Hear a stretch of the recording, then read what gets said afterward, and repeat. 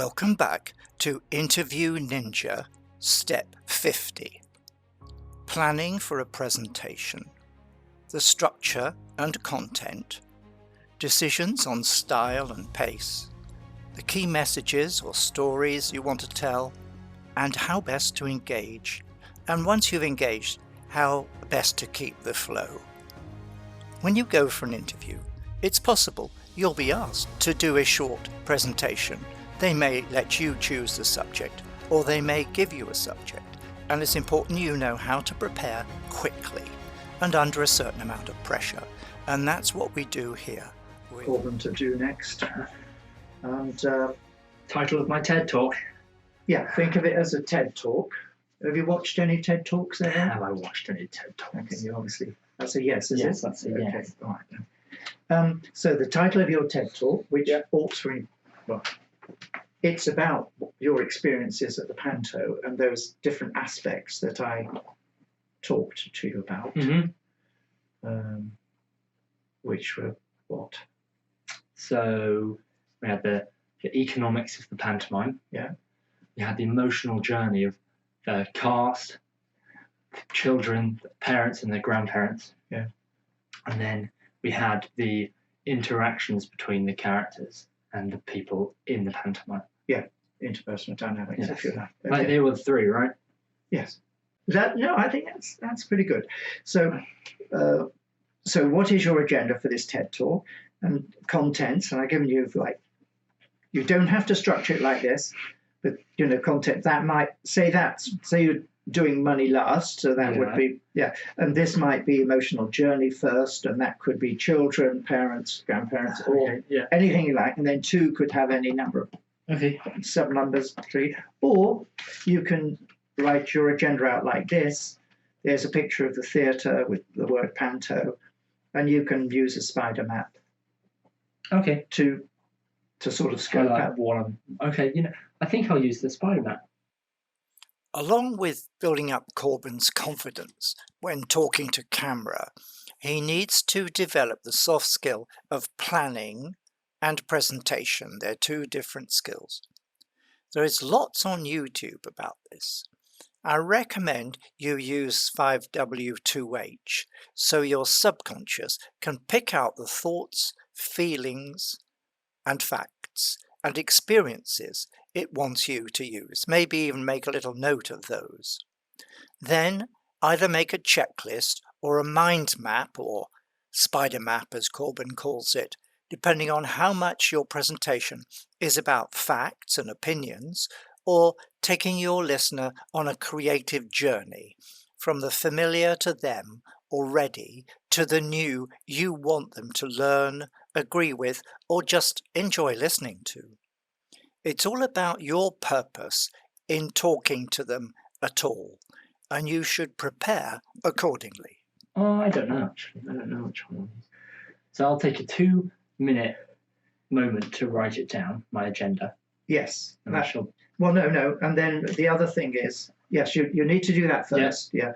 But then I also want you to write down maybe 4, 5, 6 key ways you're going to satisfy these 3 aspects. So how are you going to make it engaging? All right, it's fun to watch and hear. Yeah. Watch and hear. Yeah. So it's your words and your gestures or whatever. Yeah. Your performance. How are you going to make it informative? Anything you can make it informative with, because that'll make you sound like a subject matter expert. Yeah. And someone who knows about it. And how you're going to make it interesting. Well, a lot of people, when they want to make something interesting, they use the story format. That's standard. Yeah. Well, it's not the only way to make something interesting, but it's been done for 4,000 years. As well as good content and talk structure, you need to think about how you are going to get the listeners to engage with you. This is an area where YouTube is a good source with things like how to start a talk. There are literally hundreds of videos on that. Once you have the audience's attention, what are you going to do to keep it? People need time to digest what they are hearing. We used a buffet analogy earlier. They need at least 10 seconds for each fact or opinion to go from their conscious mind and get allowed through into the subconscious by all the guards and filters that protect it from total rubbish. This is explained in detail in the Get the Job You Want videos. I've done a Cypress tape as well on style, pace and tone. But it's quite important to understand that getting the audience's attention is just the beginning. And really it's about, do you want to entertain them or do something amusing, in which case a TED Talk is fine. But do you want to teach them something? That's an entirely different matter, which is why this series of Interview Ninja is so protracted as it is, broken up into so many steps, because your subconscious mind can only absorb these concepts and learn new behaviors in gradual step-by-step processes. And each of those steps needs to be accompanied with practice. You will get there and your life will be far, far more productive but enjoyable. So hang in there. I know it takes time, but do it as well as everything else that society demands of you, and you will find your life gets easier to respond to society's demands, and you can set a path more towards what you want from your life. And generally considered to work. From I think one of the first known stories is Gilgamesh, if you're an interested watcher and want to know the very first stories before Homer and the Iliad and all that Troy stuff and so on. The early Babylonian writers. That was probably the first transcribed story, written story. Which? Gilgamesh. Yes, I agree. It's the first one we know about. Storytelling would have been, assuming there was language. I totally agree with you. Yes, it's theatre and cave art. It's very interesting if you watch Africans today talking to each other, even in the office and stuff like that. They automatically drop into story mode when they're chatting. Really? Yeah, it's fascinating. Why is that? It's, if you think about it, I really am not being racist, but Africa has been a tribal society up until the Brits went in and basically smashed the tribal system up and told them they needed democracy and stuff like that.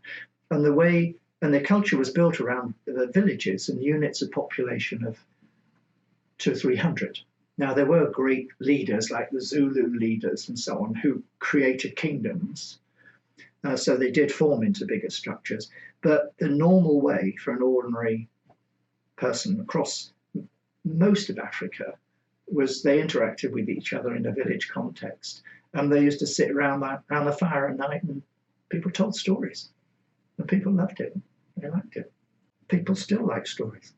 We watch TV and watch stories on television, which is a poor substitute for sitting around the fire in the evening under the stars with the sounds of the animals and someone telling you a story sitting next to someone you really love and watching your kids romp around. I mean, go figure. We've abandoned all that. Yeah. And we sit in our lonely little rooms watching a flickering box. But that's a modern world. Anyway, you don't have to do that because now you're going to recapture that feeling. As a speaker or interview candidate, you're usually faced with the challenge that people do not A, know who you are, anything about you as a person, and C, if you're worth listening to. The secret of engagement is to let them see you as a person and not an anonymous stranger, or worse still, a teller.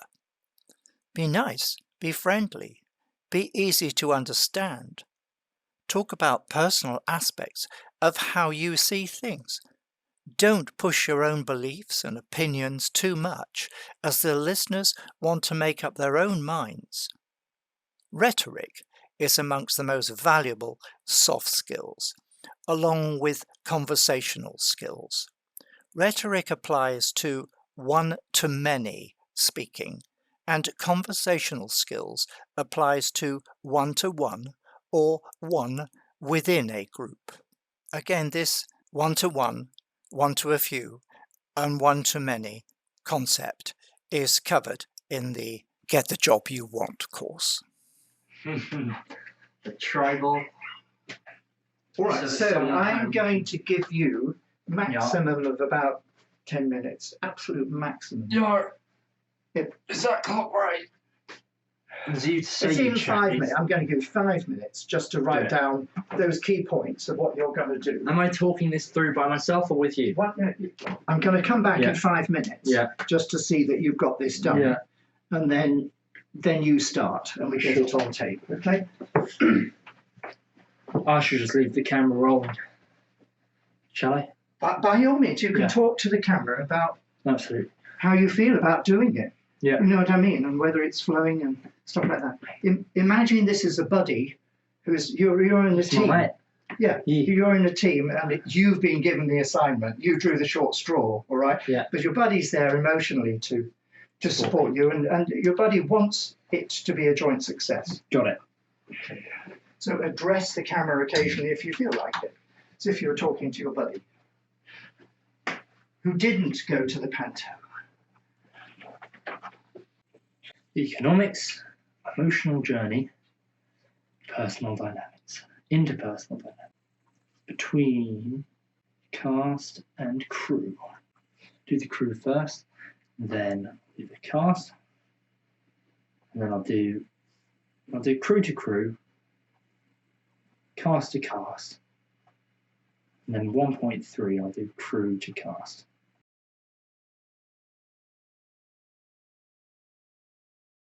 Or cast to crew. Well, I suppose that deserves its own bullet point. Cast to crew. Then I'll do the emotional journey for kids. And then 1.2 or 2 points. 2.1 and 2.2 I'll do parents. And then I'll do 2.3 as grandparents. And the economics of panto I think is pretty straightforward. I'm going to try mind map as well, just to see which one I think is more useful. Okay, right, now my presentation and performance start. I'm going to drop the pen. Oh. Got it. How am I going to make it engaging? Engaging. I'm gonna use body language openly. That is my language. Just make a little squiggle so no one can read it, and then I just assume I've done it right. Body language.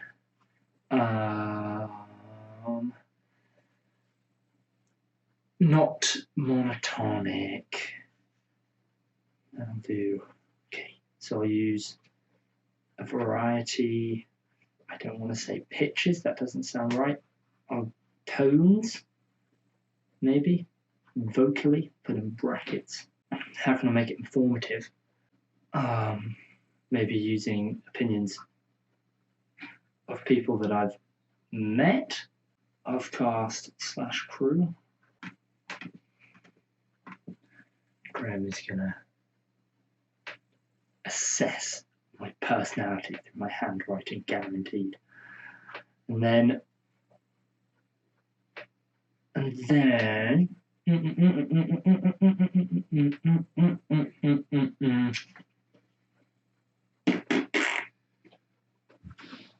yo. Okay. Yeah, I'm good. Good.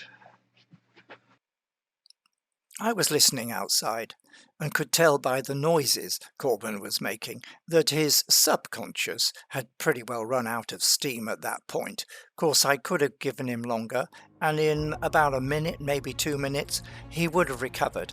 But it's an okay time to re-engage with him, and we can talk about what happens next in step 51.